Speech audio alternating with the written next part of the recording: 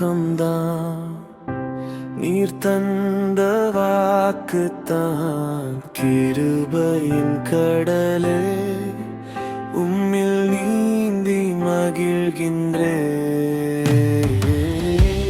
என் வாழ்வின் நோக்கம்தான் நீர் தந்த வாக்குத்தான் கிருபையின் கடலே உம்மில் நீந்தி மகிழ்கின்றேன்.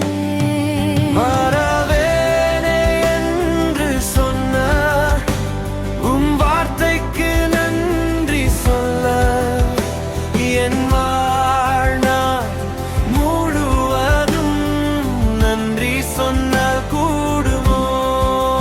மறவேனே என்று சொன்ன உம் வார்த்தைக்கு நன்றி சொல்ல என் வாழ்நாள் முழுவதும் நன்றி சொன்னால் கூடுமோ?